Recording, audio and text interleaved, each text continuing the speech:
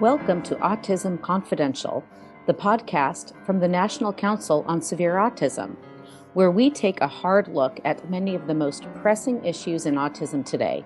For example, policy, research, diagnosis, education, housing, adult services, treatment, family stories, and much more. You can find us at autismconfidential.org. Now, on to our show. Welcome back to Autism Confidential, the podcast from the National Council on Severe Autism. I am your host today, Jill Escher. I'm president of NCSA. Today, we are going to be talking about a topic that we have seen is of the absolute utmost importance to autism families across the country. If we were to rank topics, this one would be number one. And it has to do with long-term residential settings and long-term residential care for our loved ones with autism. If there's anything that keeps people awake at night and makes them miserable, it's the thought that when parents can no longer care for their kids, either now or in the future, there's so few options ahead of them. But here today, I have two people who are fighting for those options. I don't know two people who are fighting harder in this country than these two. We're fighting to expand the range of residential options that are available to adults with autism and developmental disorders, and also to attract more funding and staff and everything that we need to enable the futures for our loved ones. So who are these people? Together for Choice is a nonprofit that, like its name suggests, fights for housing choice. Scott Mendel is the president. Is that correct? Is that your Chairman? title? Chairman. Sorry. Yep. Scott Mendel is the chairman of Together for Choice, and the executive director is Ashley Kim Weiss. Hi, guys. Hi, Jill. Good afternoon. I'm very pleased to have both of you today. And we are going to start off, let's do like a big picture overview about autism housing. Let's list for people what is possible. And I'll start off with one, and then we'll go around. The first thing is, at least until the parents are no longer able to, is somebody stays at home with the parent, with or without government funded supports, right? That is the most common arrangement today. In California, I believe that arrangement is so common, it's about 90% of the autism population.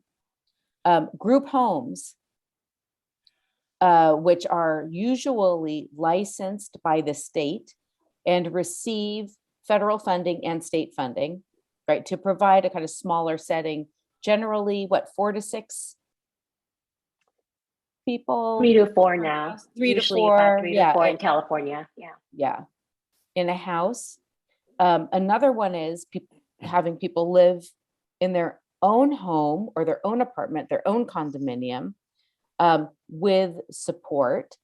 And that's often referred to, at least in California, supported living services. It has different names in different states. It gets very confusing.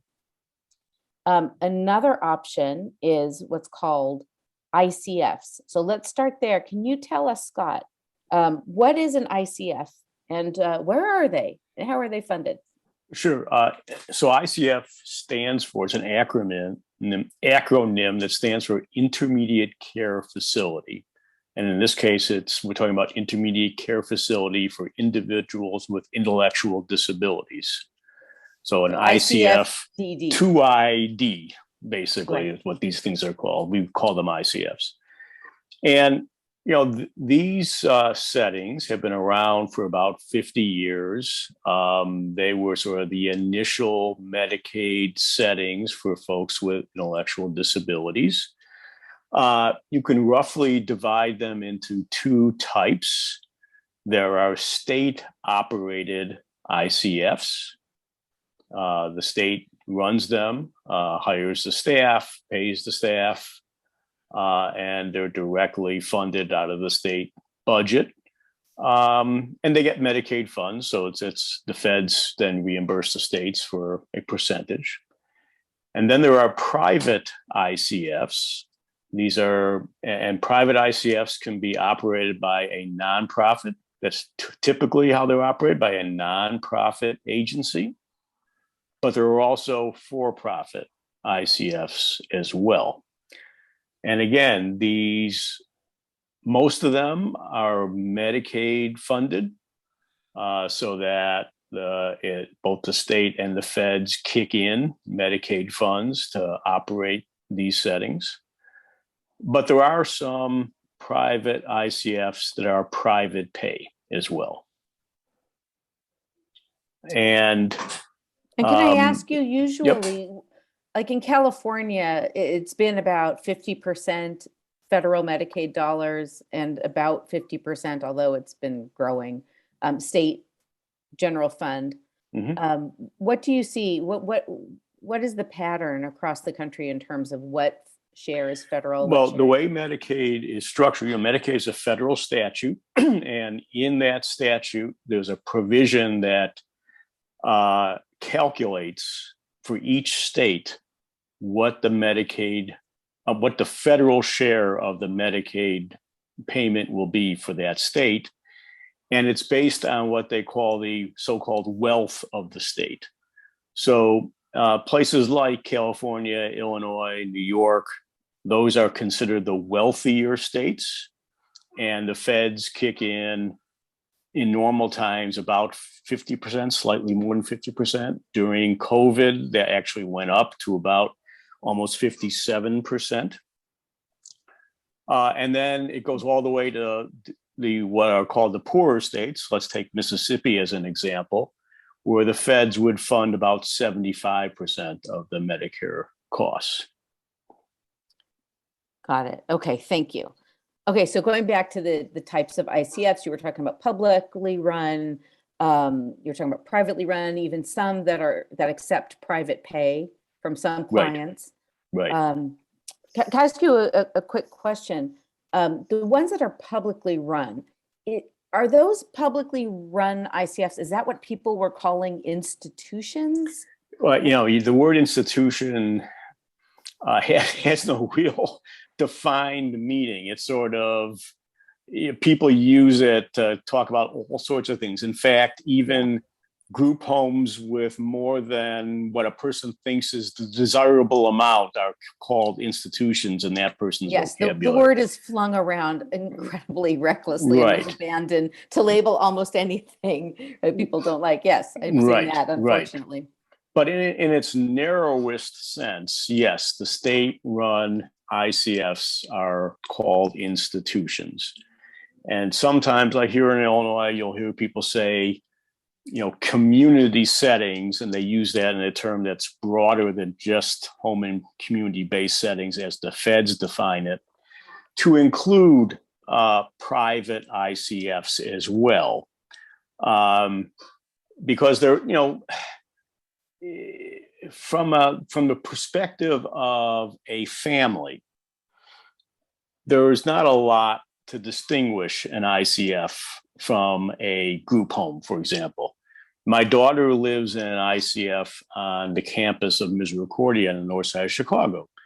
And if you just looked at her house, you'd say, oh, that's a nice house. Looks like the house next door. I visited those houses. They're beautiful. Yeah.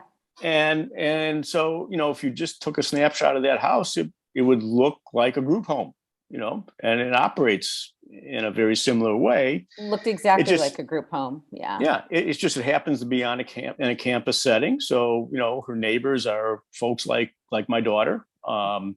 But it's a beautiful setting, and it's not, again, a lot of people say, well, these are segregated communities and isolated. Well, that's just not true.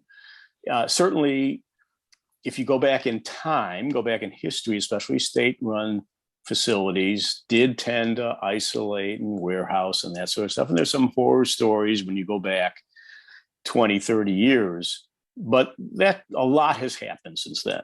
And certainly in a lot of the private ICFs, that's not the situation at all. And my daughter and her friends are around in the community and doing all sorts of activities, both on the campus and off the campus, and have very full lives. So, Absolutely. Yeah. they get a bad rap, but it's like everything else. You just can't throw everything into one basket. You got to look at the individual situation. And are the state-run ICFs funded by the federal government at a higher rate? No, they would get the same ICF. Well, the federal percentage would be the same. Mhm. Now, I can speak specifically about Illinois. The cost of running a state-operated ICF is about 3 to 4 times a private ICF. And yeah, and there are all sorts of questions as to why that's the case. And again, that comes out of Medicaid dollars. So both the Fed and the states are paying more for that service. Now, it is true that the staff at those state-run facilities get paid more. Their wages are higher. They're unionized. Mhm. But it's also argued, and I think to some degree correctly, that these facilities take in the most difficult folks, the highest cost folks. And so if you close these facilities down, and there are a lot of people that say they should be closed down, obviously all the residents would have to find new homes. A lot of them would go to private ICFs. Others would go to home and community-based settings, group homes. And they would drive up the cost of those settings because they have higher needs. Yeah. And that would raise their costs. And a lot of the folks that are in the state ops have tried private ICFs, have tried home and community-based settings. And providers said, we just can't handle these folks because of medical issues or behavioral issues. They have very significant challenges. And so, in a lot of respects, the state operated facilities are the facilities of last resort after other settings have been tried and have not worked out. Right. Yeah. And we hear from families all the time who failed, right, in HCBS settings. And they're like, well, where can we go? Yep. My question is, if you're one of those families and you're looking for an ICF, which seem to be fewer and fewer in number, how can they find out about them when their local government agencies aren't forthcoming with information? Yeah, that's a serious problem. Now, in Illinois, we have a system where the service coordinator is required to present families with all of the available options, and that would include the private ICFs as well as group homes, et cetera. We hear from time to time complaints where the service coordinator is not doing that. But again, the law does require them to present all options so the family can decide what is best. But I do understand, I hear, for example, in Ohio, the case is the families are not informed and they're basically only told of one option, that is the home and community-based setting. And they're not told of the ICF option. And that's very problematic. Yeah, we're here in California, families are basically never informed of ICF options. It's hard to even get a list and know what is an ICF in California. So we were going back, we were talking about, these different types of housing. Now ICFs are Medicaid funded, HCBS is Medicaid funded. Now, a lot of people here are probably new to this crazy word soup, right? Acronym soup of federal funding. Can you explain under the law the distinction between an ICF and an HCBS, and if it's all coming from that same pot of money, or if it's coming from different pots of money? Well, at the top, it's all coming from the Medicaid pot of money. However, there is a separate funding stream that funds ICFs, and there's a separate funding stream that funds home and community-based settings. And you're in one or you're in the other, or you could be in neither, unfortunately. And so the ICF, again, it was the original sort of form of housing for folks with disabilities. You would call it a medical model. There are some detailed federal regulations and state regulations about the services that need to be provided in those settings. And it really is sort of a treatment model. You know, what do we need to do? What services need to be provided to help an individual, you know, deal with their physical challenges, their intellectual challenges, et cetera. Home and community-based settings came in the early 80s as an alternative to ICFs. And it, as the name suggests, it's meant to be more like just a regular home. Now, people still get the services they need in these homes, physical therapy, occupational therapy, et cetera. But the focus is not on treatment. The focus is on having people live as independently as they can. You know, and what I'm talking about here really is sort of the theory of the two settings, but as I've described before, in practice, there's not that much difference between the two of them. Both are attempting to support the individual, provide whatever supports the individual needs so that they can live as independently as they can. So with HCBS, there are wait lists. Yes. Let's talk a little bit about this distinction, because technically what we're often told is that there's technically no wait lists for ICFs. It's seen in the law by some to be an entitlement, whereas for HCBS, you have to get on that 10,000 person or more, you know, wait list, depending on your state, maybe wait, you know, more than 10 years to get home and community-based services funded by Medicaid. Can we talk about that? This is, I want to know what's an urban myth and what's true with regards to entitlements as opposed to wait lists. Right. So from a legal perspective, first of all, no state's required to offer ICF services. But if they elect to provide home and community-based services, they then must also offer the ICF option. And since all states offer HCBS services, all states do offer an ICF option. Now, that said, there are some states, Oregon is an example, that says we're not going to have any ICFs in our state. If you're an Oregon citizen and you want an ICF, you need to go out of state. We'll fund it as we have to, but you have to go out of state for your ICF services. Now, as a parent, I can say to you, that's not an option. I would never send my daughter out of state.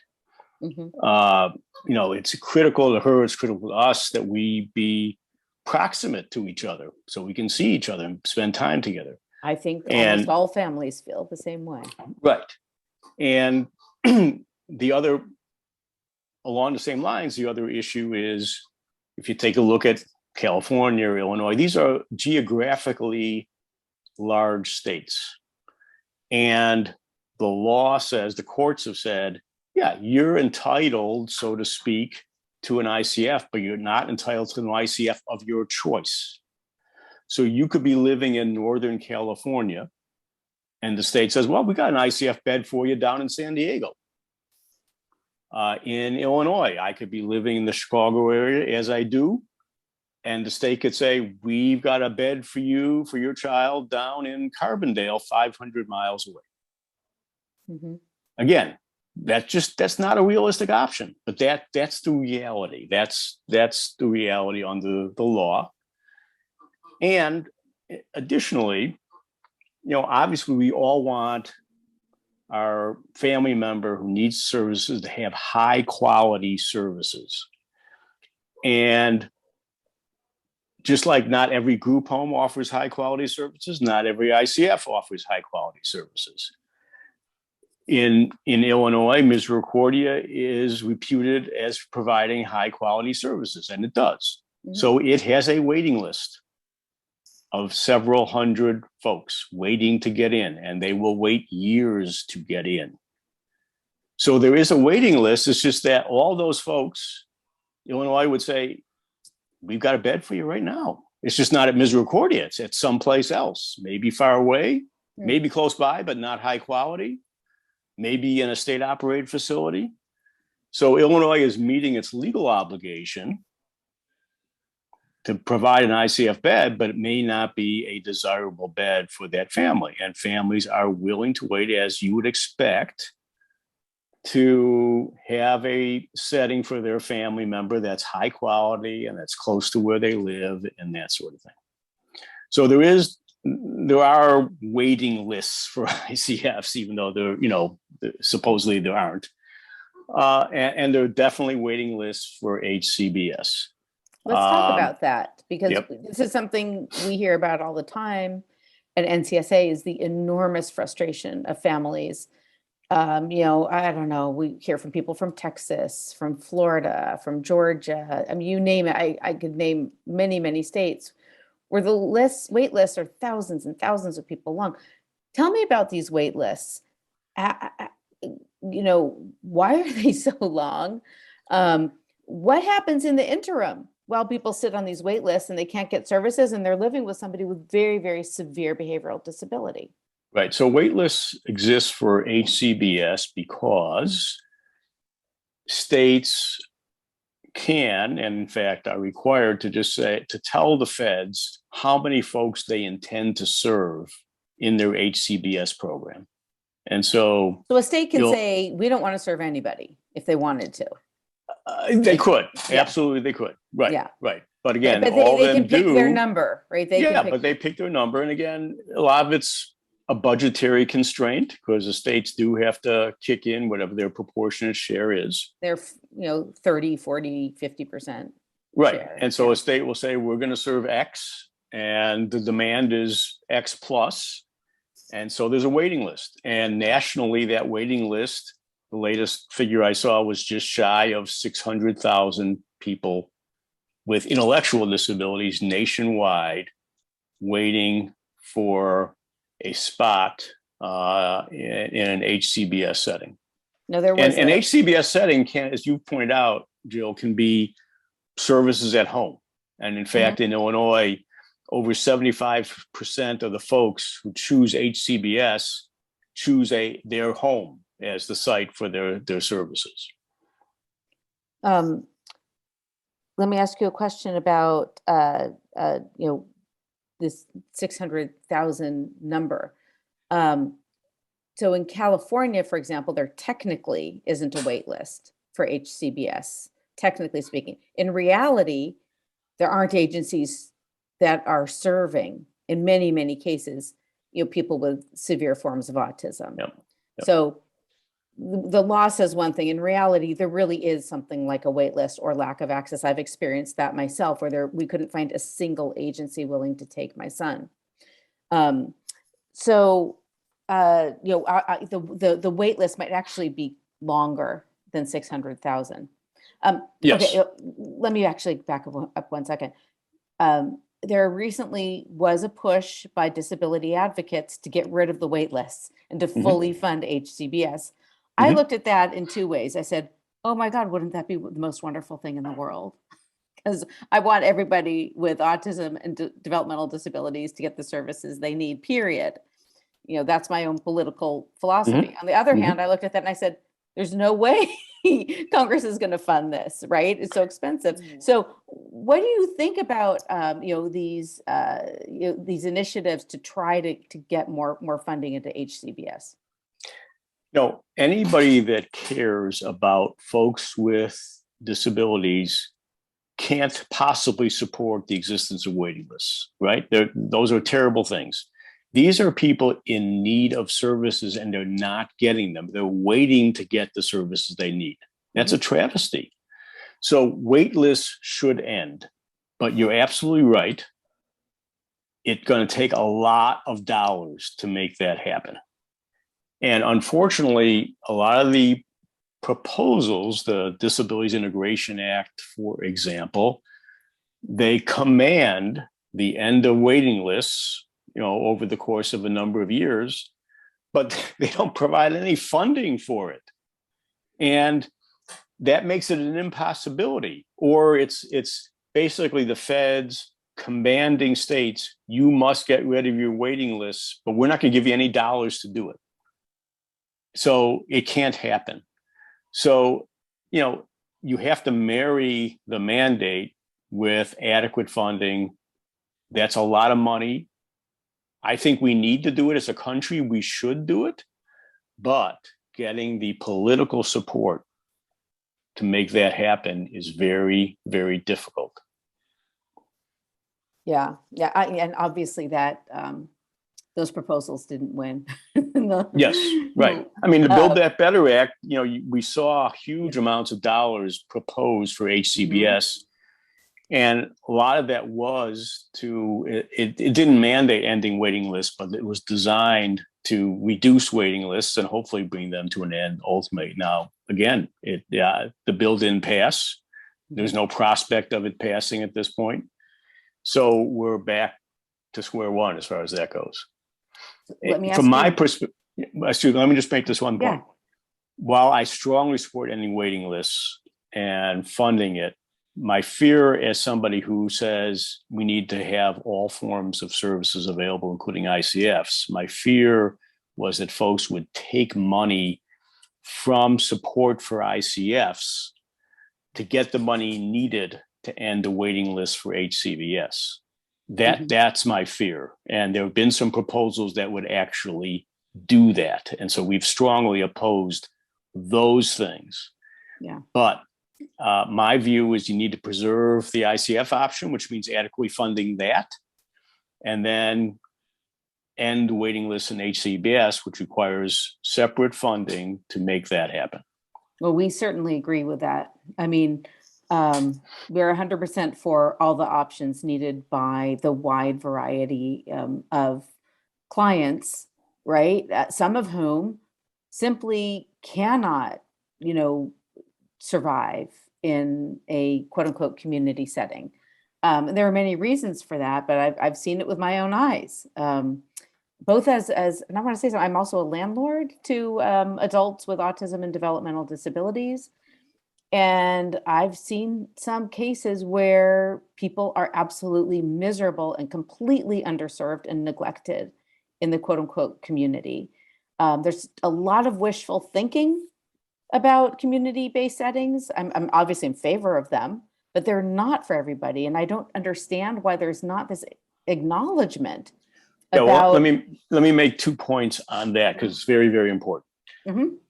First of all, the advocates that advocate for home and community-based settings have a sort of Pollyannish view of these settings. They think this is the be all and end all. This is great stuff. Everybody's going to live happily ever after. Right. Illinois recently, pursuant to a court order, in a case that I was involved in, am still involved in, did a study of home and community-based settings in Illinois. And a monitor established 17 metrics of quality to judge these settings. Illinois settings failed on all 17 metrics. Wow. So we have a home and community-based setting. We have home and community-based settings in Illinois that are far from ideal. And we got affidavits from folks living in these settings and from their families that showed they were not getting the services they need. They were not being integrated in the community. It's great to live in a small group home, but if you're just sitting there at home watching TV, because you don't have staff to take you into community and stuff, it does you no good. And that's what was happening. That is what's happening here in Illinois. I've seen that with my own eyes here in California as well. They're complete. I've seen, and some of the tenants, especially the ones who are higher functioning, really can thrive in these community-based settings. I'm not poo-pooing them at all, but I'm just going to give you an example. I had a tenant living in one unit, and kind of behind his unit, there was another unit of a couple that were non-disabled, typical tenants. I don't know, I was talking to them one day and I said, hey, how do you like Joe? Not his real name, how do you like Joe, in front of you? And they're like, we've never seen him. They had lived there for more than 2 years and they had never seen their neighbor, who was basically imprisoned in his home. This is not uncommon, Right. from my conversations, with other people who are in the provider sector. I Right. mean, we are Pollyannish. I think we tend to think, oh, they're going to be in the community, they're going to know people, are going to make friends. But no, in reality, the staff are very underpaid. There's sometimes not sufficient number of staff. They are exhausted. They aren't trained often. They don't have a program. There's often like crises. There's often crisis after crisis after crisis where one staff quits and they can't find another staff. And right now we're in a big staffing crisis, as we know. And transportation becomes an issue. And there's so many things, so many headaches that I hear about. So HCBS obviously. Right. And the other issue with HCBS, and this flows from the settings rule, the federal settings rule, is that it narrowly defines what a home and community-based setting is. And states, which are charged with enforcing the settings rule, have even further narrowed the definition so that there are all sorts of housing options that would be very beneficial for folks, especially the folks with severe autism, that don't meet the definition of a home and community-based setting. And they're not ICFs. And that's why I referred to earlier, there are places that sort of fall in between. They're not an ICF. They don't meet the state's definition of a home and community-based setting. And so they don't qualify for federal funding. And therefore, unless you're wealthy and can get together with some wealthy friends and build your own and have it all be private pay, you don't have access to and these, I'm talking about things like farmsteads, campus settings, intentional communities. Right. They're designed to really provide the environment and the services that a particular set of folks with disabilities really need to thrive. That's and right. They're being deprived of funding because it doesn't meet the advocates' vision of what a community setting should be. What we see with our severe autism population is that, in a lot of these HCBS settings, they are really virtual prisoners in their homes, because of their behaviors. Some of them have very loud vocalizations, they disturb their neighbors, the landlords complain, the neighbors complain. Oh my God, I've had that with my son. So believe me, I've experienced it myself. My son would throw things all the time, and the people threatened to call the police. My son, if you let him out the front door, he'll bolt and he'll run down across the street, and down the block, and he needs somebody who he's somebody who needs to be in a controlled setting.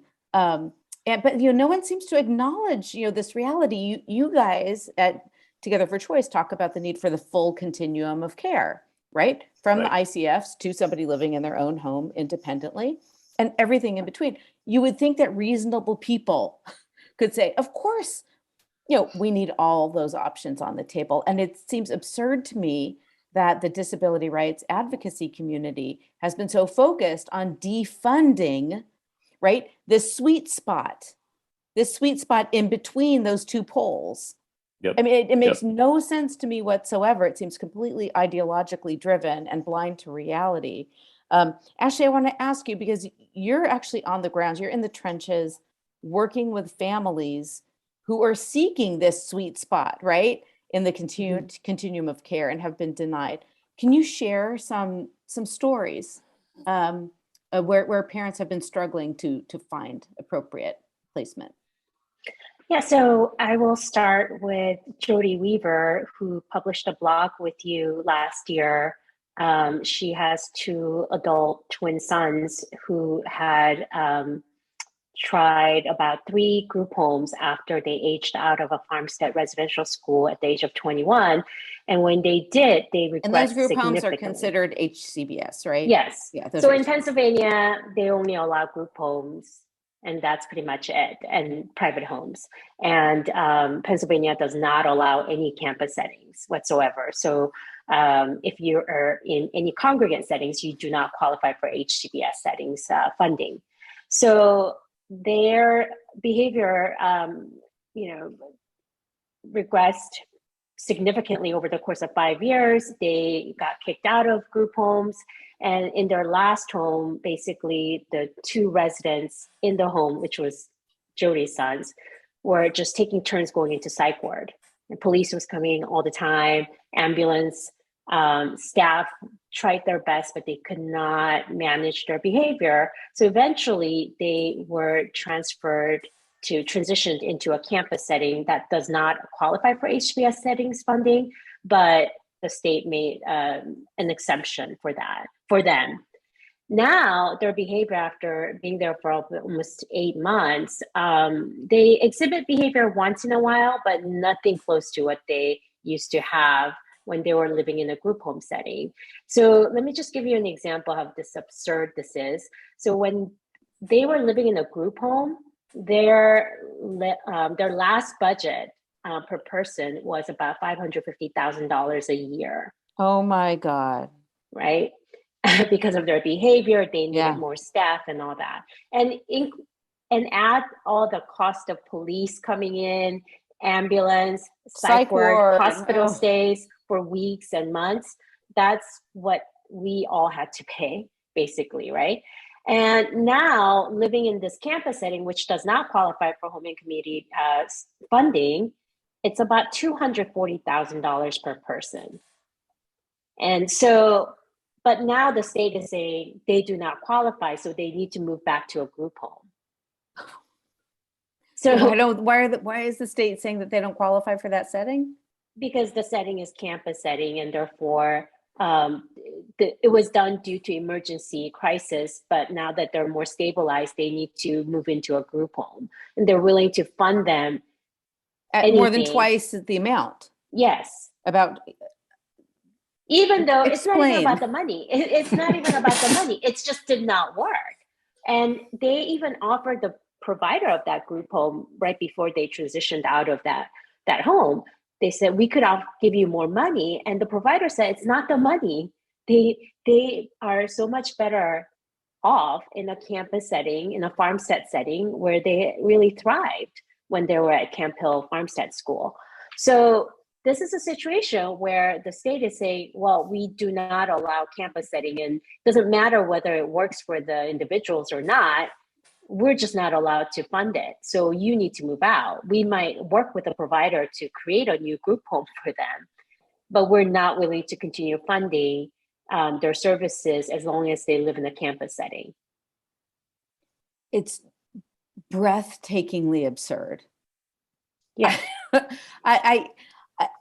What is it? Can someone explain to me this ideology that pushes for results as crazy as this? Can someone explain to me why the disability rights advocacy community, which has been behind, defunding of these alternative settings, what's driving it? What is it? I don't know if there's any one thing. I know one of the things is we have a limited pie of money, Medicaid funding. And I think the view of a lot of these advocates is whatever amount of that gets used for these alternative settings can't get used for what they think are the better settings, the home and community-based settings. A lot of times you'll hear them say, no, these sorts of settings, farmsteads, intentional communities, campus settings, they can't have any waiver dollars. Those all belong to us. You need to become an ICF. Go get those dollars. Don't come after our dollars. That's the perspective of some of the folks. I'm not saying that's driving everybody, but certainly driving some folks. But here in this case, we just saw that costs were less at this other setting. So that would seem to betray that line of logic, Yes. right? Yes. Okay. So there's another case of, in California, we have a model called Enhanced Behavioral Support Home, and we call them EBSH homes. And I knew of a family whose daughter And those are HCBS funded, as I... Yes, those are HCBS funded. And I knew a family whose daughter was there for a good number of years. Nothing worked, and her behavior worsened. At some point, this was maybe even before the home was certified as Enhanced Behavioral Support Home, but she was actually found walking on the 405 freeway. And so she had, risk of elopement and all these other issues, self-injurious behavior, injuring others, very intense behavioral issues. And they added more staff and behavioral support staff, but that really didn't do anything because she was not being stimulated. She didn't have enough things to do. She had no friends. She had no social connections. She was completely isolated. And when COVID hit, it was even worse because basically they said that she was too dangerous for other people to live there with her. So she was there by herself, and there was just the staff people going in and out of the house, and she was completely cut off from her family because of COVID. And so when I asked her support coordinator at the regional center, I said, she needs something to do. Can you guys provide some kind of day program? And they said, well, she's just too much risk to participate in a day program. Can you take her out? Oh, she's too much risk to put her in a van. Can you take her out for a walk? Oh, she's too much risk to go out for a walk because she'll run off, right? And so she was completely isolated for about 6 months or so. When I emailed the service coordinator, I said, she's been living in isolation for more than 6 months. That's basically a prison for somebody. She needs stimulation. She needs a program. She needs support services. That's what's making her behavior even worse. And the service coordinator comes back to me and says, she was never isolated. She was always supported by staff.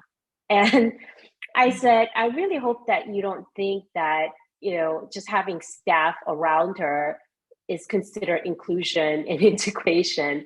She could be completely surrounded by many people around her, but socially and programmatically isolated. But this is how the system works now. You're considered to be integrated if you're sitting in an apartment by yourself with the staff, not doing anything in the world, not participating, not having any engagement with community activities. That's considered to be community-based, right? Yes. Yep. I've had tenants like this, right, who are totally isolated but are considered to be community-based. Yet you have people, right, in group settings who are out doing activities and are socializing and are going out into the community and have enriched lives who are considered isolated. I mean, it's this irony, right? That's completely out of touch with reality, but it's this weird narrative, this overly hyper-simplistic narrative. I think that's driving the advocates to a considerable extent. No doubt. I had a dialogue with an advocate, and the advocate was asked, well, what's the ideal setting? Is it 4 people? Is it 3 people? He said, it's 1 person. That's the ideal setting. Everybody lives alone. And I'm thinking, wow, you talk about loneliness and isolation, and that's punishing. Yeah. And then it is probably right for some people. I mean, it is for sure. For some people, for sure. For sure. But all options ought to be available. Yeah, exactly. We definitely think everything should be person-centered, right? The statute should have specified person-centered and stopped there.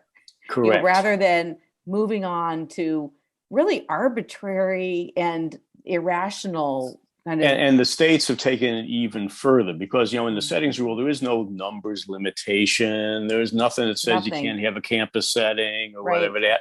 The states now have superimposed on it. It can't be more than X. You can't have one group home next to another group home. You can't have more than a certain percentage of units in an apartment building devoted to folks with disabilities. It's these additional layers that make it even worse. The states are using these things as proxies for segregation, but they're not proxies for segregation. Right. They have nothing to do with segregation. And it really is so dangerous because it's had this, as we know, and probably intended chilling effect on the creation of new solutions that could actually serve our population. People are afraid, to invest. People are afraid to create. Absolutely. People are afraid to develop because they'll say, well, what if the services funding is cut off? Yep. Right. Now, HCBS, let's be clear, because I think, a lot of people listening to this podcast won't, know all the details about it. HCBS just funds services. It doesn't fund the brick and mortar. Right. Although when you're in a group home, how is your rent paid? The SSI. SSI. Okay. Yeah. So, because services are very much dependent on Medicaid funds, people are afraid to go ahead and try to create new communities. Ashley, you've been involved with creating an apartment building devoted to housing adults with IDD, and you were attacked by disability rights advocates, right? Who said, no, you're putting too many disabled people together. It's unbelievable that disability rights advocates are discriminating against people with disabilities, but there you have it. And I was discouraged by the head of DDS in California. Yeah. Who knows that the desperate need for housing? Who should know the desperate need. Right. But people moved in and they're living a great life out there. And that's a great housing option for many individuals who can live in their own apartment. But there are many other people that cannot live in that type of environment that need more support. And they should not be limited because of the congregate nature of the community. Absolutely. We have a system now that I call autism housing for rich people only. I really firmly believe that is our policy today. That is our de facto policy today, because if you have money, you can contribute to, buying a place with other people or by yourself. But if you don't have that, it's not like any other government funded entities are creating these units for you, right? I mean, they are to a very, very small degree, and usually they're not appropriate for people with severe autism. And I just can't believe that this is our policy and people are happy with this. I mean, I can't even get, the brick and mortar part. Yes, SSI can pay sometimes. Sometimes it can't, especially here in California. If you're on SSI, which is supplemental security income, you're getting like $800, $900 a month, maybe. And that is not enough to pay the rent. Let's just say that's not even enough to pay for a doghouse. I've been fighting for more and more HUD, which is Housing and Urban Development money, to be directed towards our population. But that has been excruciatingly slow to come. So it really is. I mean, the people who can afford housing are rich people. And if you're from a poor family, it's very, very hard. Yeah, so HUD Section 811 used to require that if you're building an affordable housing apartment, that 100% of the units had to be dedicated to people with disabilities. But back in as it should be. Yeah, and that's how United Cerebral Palsy of Los Angeles built a number of great affordable housing apartment communities around Southern California with that Section 811. But then in 2010, Congress passed a law to renew funding for HUD Section 811. Then they added that 25% limit. So basically, if you want 811 funding, then you need to limit the number of DD units to 25% or less. So basically, 811 just became a legacy program. And what happens is that a lot of developers don't even go for it, except those affordable housing set-aside projects where it's just 25% of all units that are affordable, and or 25% of disability units out of the majority of the units can be set aside for people with disabilities. But that's not the most difficult project to pull off. The difficult project to pull off is 100% or 50% disability community, because that's what a lot of people want. They want community, they want peers, they want association with their friends. Mm-hmm. So basically, a lot of developers just see Section 811 as more of a legacy program. It's very underutilized and people don't really go for it. So then everyone turns to home funding and project vouchers. So that's why it gets so competitive. Yeah, and the vouchers. So people have heard about Section 8 vouchers. Just to be clear, vouchers are portable and they'd be assigned to the individual. They can be incredibly valuable. Like I have tenants whose vouchers pay $2,600 a month. Yeah. I mean, far more valuable than SSI. Those HUD vouchers are gold, but they're very hard to get. The wait lists in our area, I'm in the Bay Area of California, aren't even open. It's even worse now. It's even worse now because Build Back Better plan was supposed to fund more of that, but that didn't happen. So, but now the state of California, because of our homeless crisis, they are providing something alternative to project vouchers because they know the need is so high, but that's only available for homeless population or people at risk of being homeless. So, the funny thing is people would never limit the number of homeless units down to 25% or less. Of course they would not. Never do that for veterans.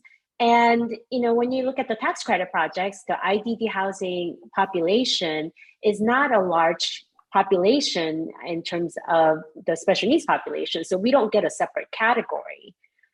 Florida, I think, has its own IDD population category, but in California and many other major states, usually we're all lumped into one special needs population, and the priority usually goes to homeless and mentally ill and veterans, which I do understand there's a huge need for that. But then what about us? Why is everyone forgetting us? We're underfunded, but we're also very restricted. And I actually think that's discrimination based on disability. I completely agree. I think there's discrimination based on disability pervasive in the Medicaid system and in the HUD system. But the disability rights community seems to be really fine with this form of discrimination. So go figure. I want to change a little bit and talk about the staffing crisis. Now, a lot of systems do have money, and a lot of people do have vouchers, right? And we're not saying that a system doesn't exist. A system does exist. There are public benefits out there that are being used. I'm not here saying like we're starting from zero. We aren't. But one of the major hurdles we are seeing to obtaining services is the lack of staff. And we've seen that grown more acute in the last few years. And I think with COVID, it became even worse. We saw that for sure in California. Hiring has tanked. Can you talk about the staffing crisis and why it happened and what we can do about it? There has always been, let me not say always, there's been a staffing crisis for a number of years. As you indicated, Jill, it predates COVID. But as you said, COVID just made it that much worse. And of course, it's understandable why. Folks serving these individuals with disabilities, it's a hands-on job. You can't work remotely. Not only that, you are in physical contact with the folks you're serving. And so, when COVID is spreading rapidly, it's a dangerous job. There's no doubt about it. And so a lot of folks said, I can go make as much or more money working at McDonald's or working in an Amazon warehouse, have a much easier job, less dangerous. And so that's what I'm going to do. And so we have a situation now where turnover is 50% or more, which means you're losing half your workforce every year and having to replace it. And you've got job vacancies, 10, 20% of positions just unfilled. And, again, speaking as a parent, I can see the impact on my daughter of having revolving door staff, where, somebody who's giving her the most intimate care, is changing over every few weeks. The person she's gotten used to is now gone for some reason she doesn't understand. And she's got to get used to a new person who has to learn my daughter's method of communication and what she wants and doesn't want and all that.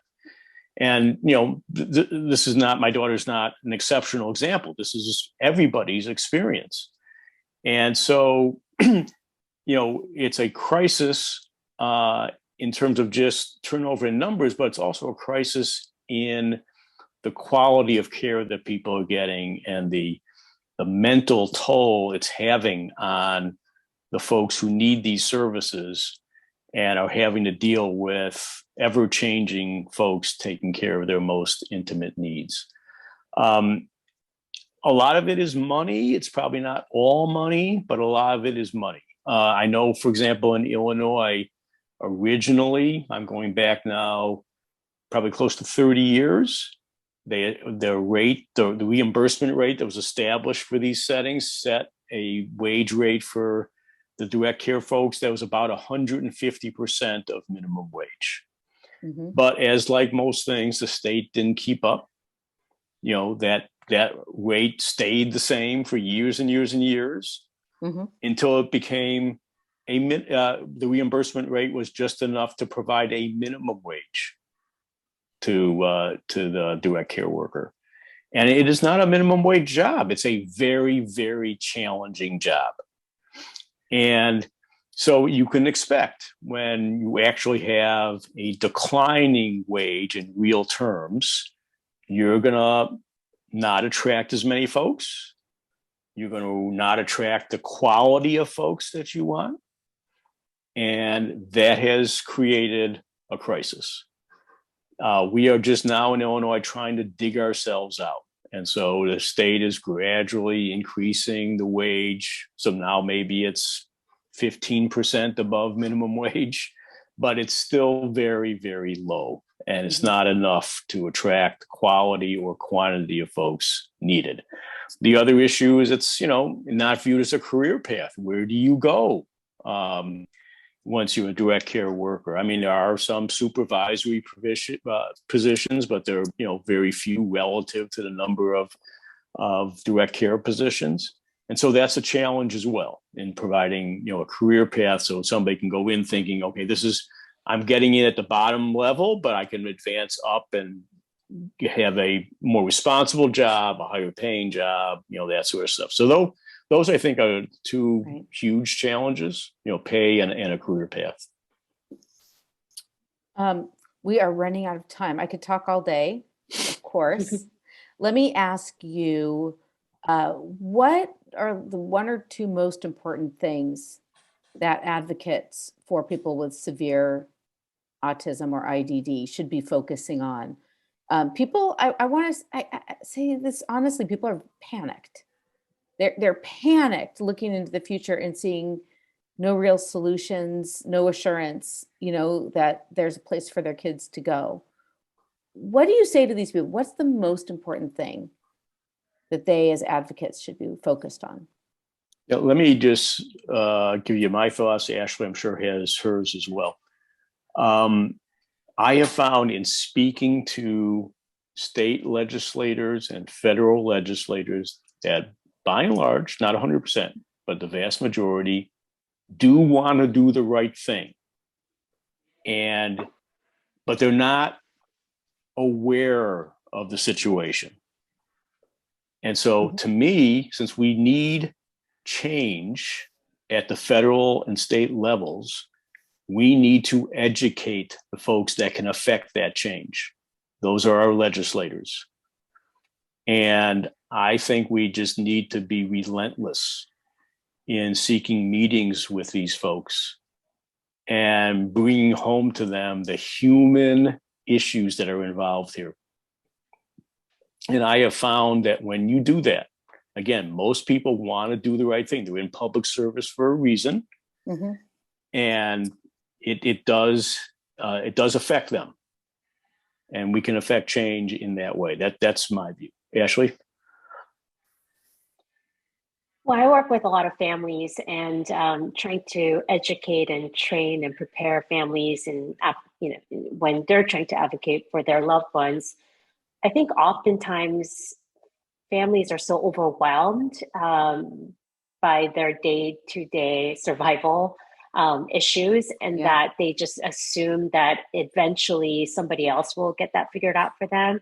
And that's not going to happen. And I'm sorry, that's just not the reality. And the families really need to speak up and advocate for their loved ones, because nobody else will do that for them.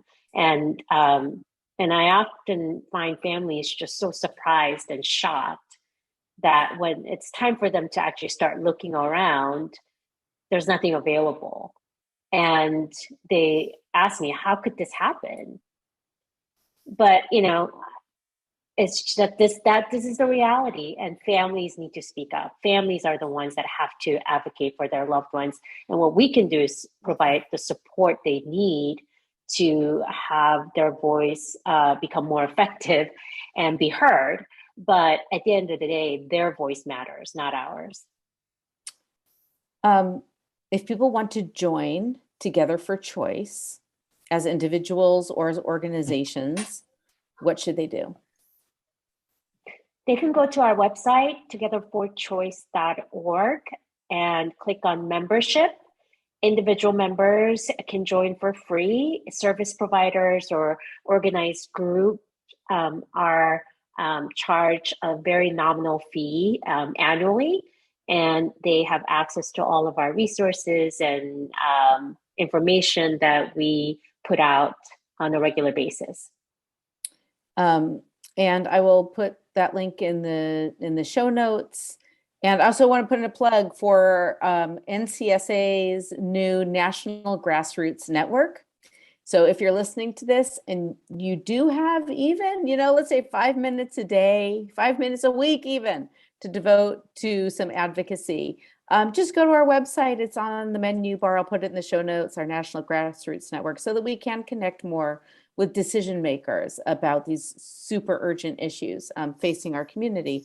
Guys, thank you so much. I definitely want to have you back on this to go more in depth into some of these topics. There's so many very important issues that we just really scratched the surface on. And I want to thank you so much for your time and everything that you've been doing for people with developmental disabilities. Thank you so much, guys. Yep. Thank you, Jill. Thank you for having us.